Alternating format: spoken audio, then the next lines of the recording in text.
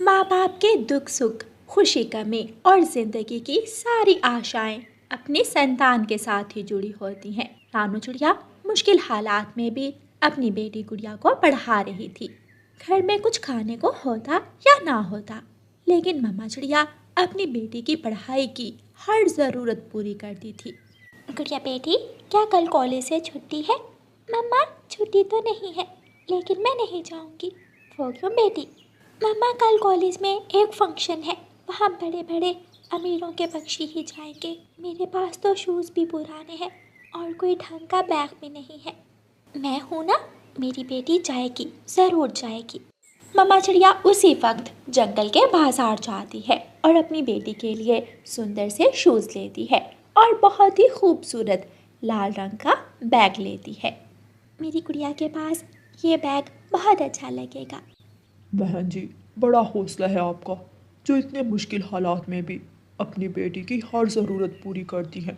आज के दौर में बच्चों की पढ़ाई कौन सा आसान काम है। कबूतर भैया, मेरी यही इच्छा है कि मेरी बेटी पढ़ लिख कर इस काबिल बन जाए कि अपने पाँव पर खड़ी हो सके। मैं अपनी बेटी को कामयाब पक्षी बनाना चाहती हूँ। गुड़िया दूसरे दिन कॉलेज जाती है। वक्त गुजरता गया और फिर एक दिन आ ही जाता है जब गुड़िया की कॉलेज की पढ़ाई मुकम्मल हो जाती है। मम्मा, आज मैं बहुत खुश हूँ। मैंने आपका सपना पूरा कर दिया। मैंने अपने कॉलेज में फर्स्ट पोजीशन ली है। मेरी बेटी, मेरे सपने और भी बड़े हैं। मेरा सपना है कि मेरी बेटी बहुत बड़ी ऑफिसर बने। जो मुश्किलात मैंने अपने जीवन में देखी हैं, मेरी बेटी हमेशा उनसे दूर रहे। मम्मा, अगर मैं यहाँ तक पहुँच गई हूँ तो मैं आगे भी जाऊँगी और अपनी मम्मा का एक एक सपना पूरा करूँगी। अब मम्मा चिड़िया अपनी बेटी के लिए किसी नौकरी की तलाश में थी। तोता मम्मा चिड़िया से मिलता है। तोते भैया, गुड़िया ने बहुत अच्छे नंबर्स लिए हैं, पूरे कॉलेज में फर्स्ट आई है मेरी बेटी। अब सोच रही हूँ कि मेरी बेटी को कोई अच्छी सी नौकरी मिल जाए। समय लगेगा, इन दिनों जंगल में नौकरी मिलना भी मुश्किल है। कितने ही पढ़े लिखे पक्षी डिग्रियां पंखों में उठाए मारे मारे फिर रहे हैं। तोते की ये बात सुनकर मम्मा चिड़िया निराश हो जाती है। क्या ऐसा है? मैं तो समझती थी कि जिस दिन मेरी गुड़िया की पढ़ाई मुकम्मल हो जाएगी उसी दिन मेरी गुड़िया को नौकरी मिल जाएगी। मम्मा, मेरी सीवी और बाकी सारे कागजात कहाँ हैं? मैंने आपकी सारी चीज़ें संभाल कर संदूक में रखी हुई हैं। मम्मा, आज मैं एक बैंक में अपनी सीवी जमा करवाने जा रही हूँ। मेरी दोस्त ने मुझे बताया है कि ICICI बैंक में एक वैकेंसी खाली है। हाँ बेटी, किस्मत तो आजमानी चाहिए, हो सकता है वो नौकरी आपको मिल जाए। गुड़िया अपनी सारी चीज़ें लेकर बैग में रखती है। माँ, मैं जा रही हूँ। इंटरव्यू तो मैं पास कर जाऊँगी, अब देखें क्या बनता है। गुड़िया चली जाती है। ICICI बैंक के सामने पहुंचकर गुड़िया गार्ड से पूछती है, अंकल, मैं यहाँ जॉब के लिए इंटरव्यू देने आई हूँ। अंदर जाकर 1 नंबर रूम में जाए। गुड़िया 1 नंबर रूम में चली जाती है। गुड़िया, गुड़िया नाम है ना तुम्हारा? जी सर, मेरा नाम गुड़िया ही है और मैं पहाड़ों वाले जंगल में रहती हूँ। क्या पहाड़ों वाले जंगल में? मैं भी तो वहाँ ही रहता हूँ, झरने के पास। मेरा घर झरने के पास है। अच्छा, मैं तो अपनी मम्मा के साथ अक्सर झरने पर जाती रहती हूँ। तुम्हारा घर कहाँ है? मेरा घर बेरी के पेड़ पर, वो नीम का पेड़ है ना, बड़ा, उसके साथ। वहाँ तो एक चिड़िया रहती थी, उसका पति बारिश में गुजर गया था। उसका नाम रानो, रानो चिड़िया है मेरी मम्मा का नाम। हाँ, रानो चिड़िया। क्या तुम रानो चिड़िया की बेटी हो? जी सर। फिर तो तुम अपनी ही बच्ची हुई। अब कैसा इंटरव्यू? अपनी मम्मा से कहना मैं कल शाम छुट्टी पर घर जाऊंगा, मुझे घर आकर मिल ले। Thank you uncle, thank you so much. मुझे सच में इस जॉब की बहुत ज़रूरत थी।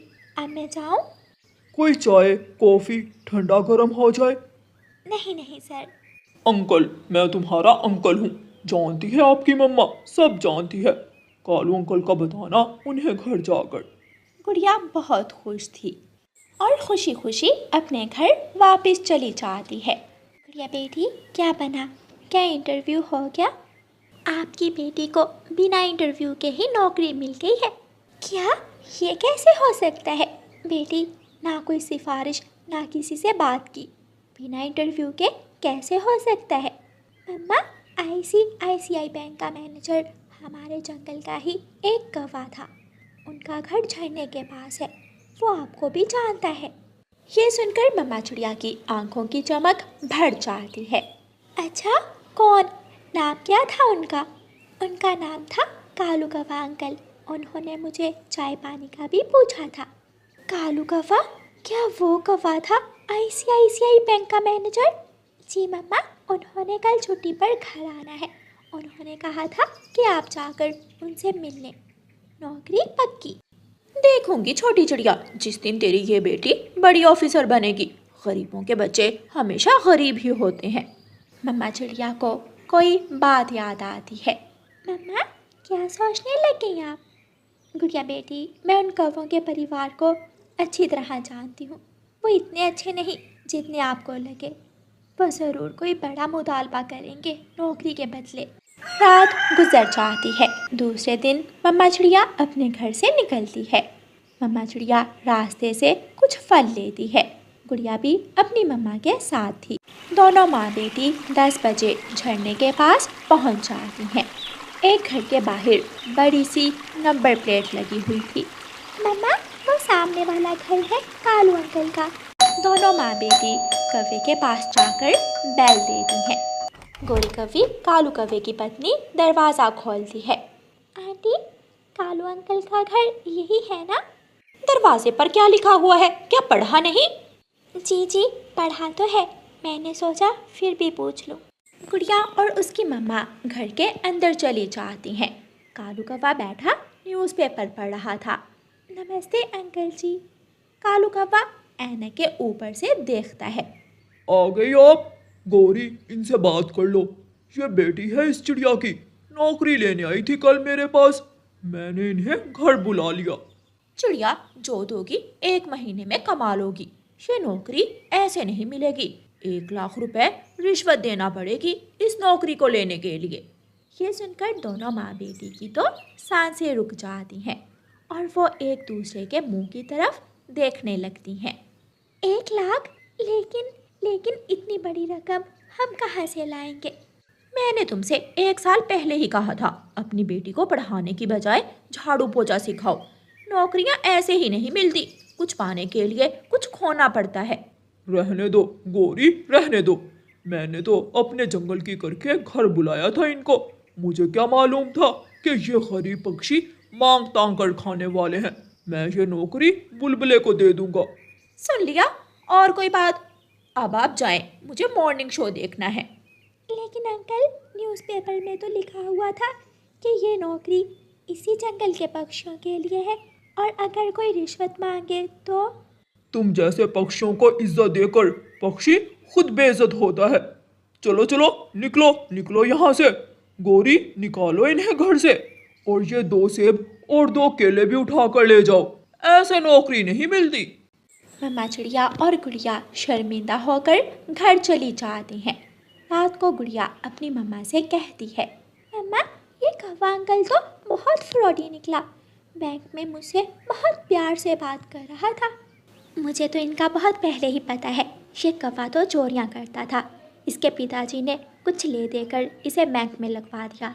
मेरे साथ ही पढ़ता था ये 1 नंबर का चोर कालू कौवा। गुड़िया न्यूज़पेपर पढ़ती है और दूसरे दिन ICICI बैंक के हेड ऑफिस में कॉल करती है। गुड़िया सारी बात ऑफिसर को बताती है और अपनी शिकायत लिखवाती है। और सर, वो मुझसे 1 लाख रुपए रिश्वत मांग रहे हैं। आप कल अपनी मुकम्मल सीवी के साथ हेड ऑफिस दिल्ली वाले जंगल आ जाए। गुड़िया दूसरे दिन अपनी CV लेकर दिल्ली वाले जंगल पहुंच जाती है। इंटरव्यू देती है और गुड़िया इंटरव्यू पास कर जाती है। गुड़िया की शिकायत पर कालू कौवे को सस्पेंड कर दिया जाता है और उसकी जगह पर गुड़िया ICICI बैंक की मैनेजर बन जाती है। ऐसे गुड़िया अपने सपने, अपनी मम्मा के सपने पूरे करती है और रिश्वतखोर कालू कौवा जेल की हवा खाता है। प्यारे दोस्तों, सफ़र कितना ही मुश्किल हो, रास्ते में कितने ही अंधेरे हो, आखिर कट ही जाता है और रोशनियाँ मिल ही जाती हैं, क्योंकि हर अंधेरी रात के बाद चमकता हुआ रोशन दिन ज़रूर होता है। और प्यारे दोस्तों, इस कहानी को लाइक, अपने दोस्तों के साथ शेयर और चैनल को सब्सक्राइब करना बिल्कुल मत भूलना। आपका धन्यवाद।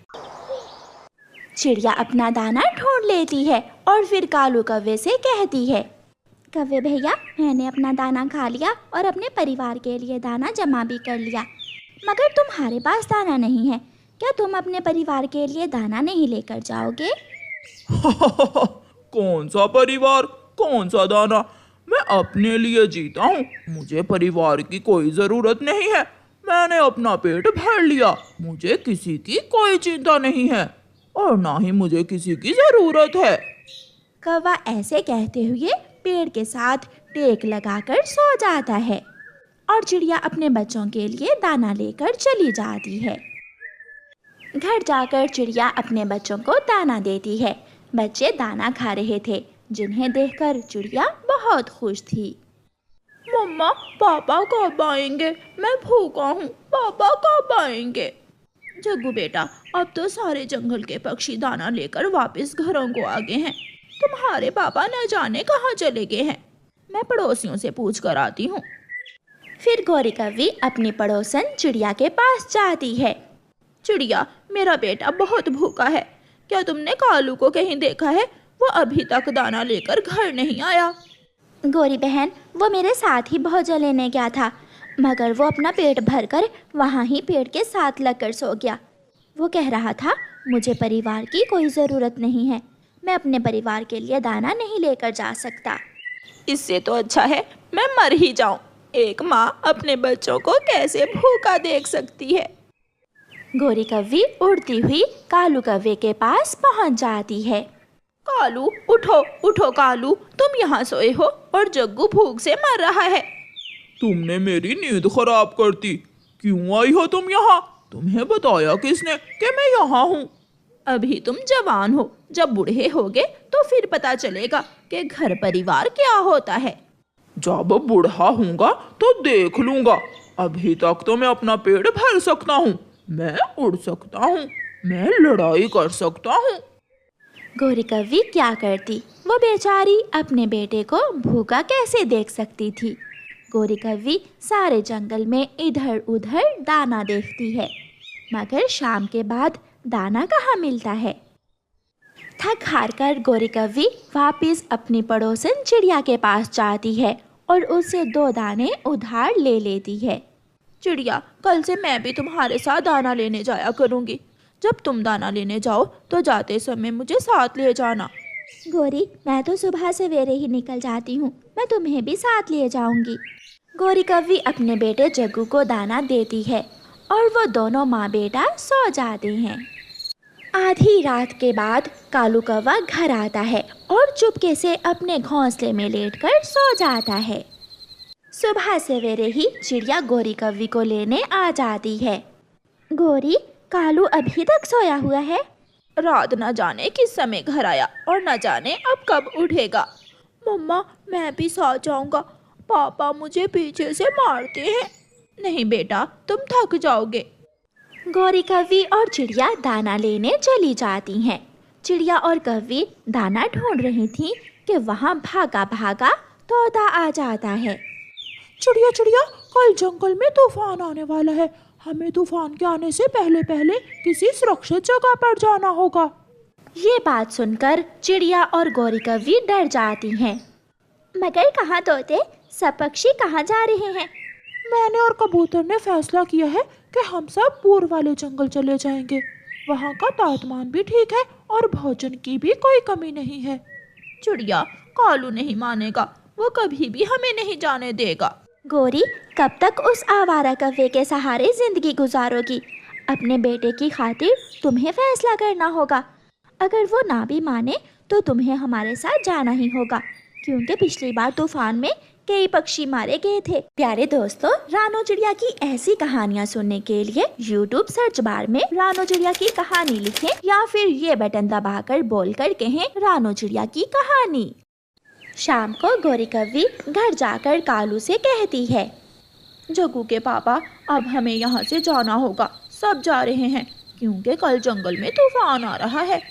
कोई नहीं जाएगा, वो जाते हैं तो जाएं, हम तो इसी जंगल में रहेंगे। मुझसे दूसरे जंगल जाकर नया घर नहीं बनेगा। हम कुछ दिनों के लिए तिनकों का घोंसला बना लेंगे। कालू, मान जाओ, हमारा बेटा भी है, क्या बनेगा हमारे बेटे का? मगर कालू कौवा नहीं मानता। दूसरी सुबह चिड़िया, कबूतर और तोता गोरी कौवी को लेने पहुंच जाते हैं। मैंने कहा खबरदार, कोई नहीं जाएगा यहाँ से।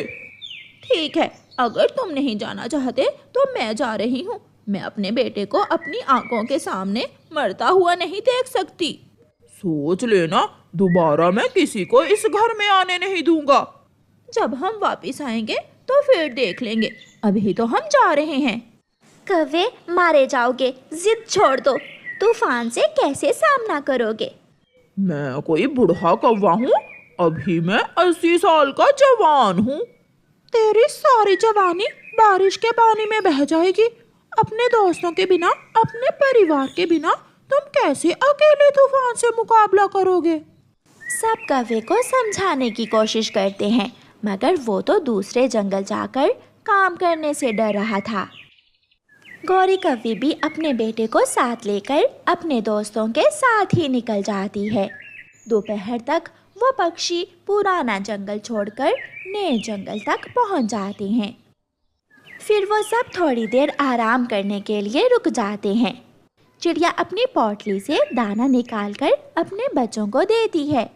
वो सब नदी से ठंडा पानी पीते हैं और फिर से उड़ते हैं। शाम से पहले पहले वो सारे दोस्त पूर्व वाले जंगल पहुंच जाते हैं। दोस्तों, अब हम रात गुजारने के लिए अपने अपने तिनकों के घोंसले बना लेते हैं। अगर मिलकर काम करेंगे तो काम जल्दी खत्म हो जाएगा। मैं लकड़ियाँ लाता हूँ। और मैं सूखा घास। मैं और चिड़िया घोंसले बनाने का काम शुरू करती हैं। फिर वो सब अपना अपना काम बांटकर काम में लग जाते हैं। पीछे कालू कौवा घर की छत पर चढ़कर सो रहा था। तेज हवा का उसे एहसास ही नहीं था। उसे ये भी खबर ना थी कि थोड़ी देर बाद जंगल में क्या होने वाला है। रात शुरू होने से पहले ही जंगल में तूफान आ जाता है। कौवा उठकर घर की खिड़की बंद करता है, मगर तूफान इतनी जोर का था कि उसके घर की खिड़की उखड़कर दूर जा गिरती है। बारिश का पानी कौवे के घर में आने लगता है। कौवा इधर उधर देखता है कि अब वो कहाँ जाए। अभी वो घर से बाहर निकला ही था कि उसका घर भी नीचे गिरकर टूट जाता है। कोई है, मेरी मदद करो, मैं मुश्किल में हूँ। कौवा बेबस मदद की गुहार लगा रहा था। दूसरी तरफ सारे पक्षी पूर्व वाले जंगल में अपने अपने घोंसले बनाकर सुरक्षित सोए हुए थे। वहाँ ना बारिश थी ना तूफान। कौवा उड़ने की कोशिश करता है तो एक कांटेदार पेड़ में फंस जाता है।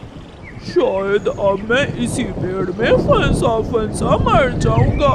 बहुत बड़ी गलती की जो मैंने उन सब की बात ना मानी। आज अगर मैं अपने परिवार के साथ होता, अपने दोस्तों या पड़ोसियों के साथ होता, तो कोई ना कोई मेरी मदद जरूर करता।